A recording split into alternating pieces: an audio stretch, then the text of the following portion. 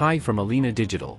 The global consequences represented in the game signify significant events of the Cold War that occurred in real history over different decades. Each of these global consequences had a tremendous impact on regions and superpowers. However, unlike real history, in the game, you can alter the course of events and turn such an event in the opposite direction. In the game, these events are presented as cards of global consequences, 6 cards for each decade. Each superpower has the ability to influence the event using global consequences points, which they receive every year. Some leaders and ministers can add additional global consequences points once every 5 years. By clicking on the Global Influence button or on the portraits of leaders, you can check the government of another superpower and find out if they have a politician or minister with a bonus to global consequences points.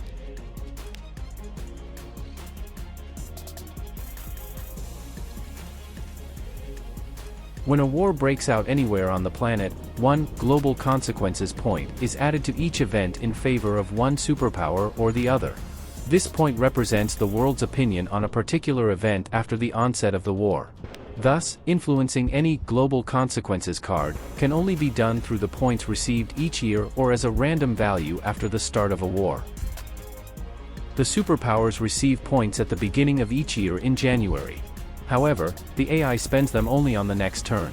Therefore, I advise you not to spend your points right away, but to wait until February, see what the AI has spent them on, and only then make your decision.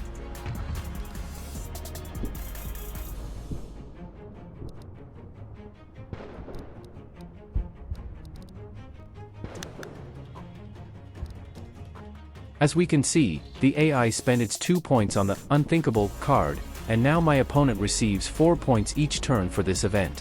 When the value reaches 180, the global event associated with it will occur. Let's go back to the beginning of the game. On the next turn, a war will start in Korea. In the game, Korea is divided into 2 parts, and war will break out in both regions. Therefore, for each global consequences card, the random value will change not once but twice. My opponent currently has 3 global points, which they will also spend on the next turn. Consequently, after I make my move, we will see a significant change in global events. As we observe, some cards have undergone changes, while others remained unchanged. On those cards that retained 0 values, it is probable that the war in one region affected it positively by 1, while the war in another region affected it negatively by 1, thus resulting in zeros. In different regions, there were different random values, and some cards were influenced by my opponent's global consequences points. In the future, we plan to add additional information to the interface that will display the history of global consequences on the cards, making it clearer when and which actions influenced the cards. Currently, I have 4 global consequences points. I receive 2 every year, 1 is added once every 5 years by President Reagan, and 1 is from my minister in the government. I will spend 2 points on the Berlin Airlift event, changing it in my favor. I will spend 1 on the New Way of India, and another 1 to reduce my opponent's points on the unthinkable card to slow down the progress of that card. Always assume that global consequences will change again if a new war starts, for example, like now, as I initiated a war in Mongolia.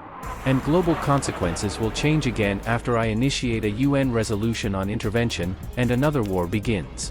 I hope my short tips helped you better understand how global consequences work. Good luck in conquering world domination.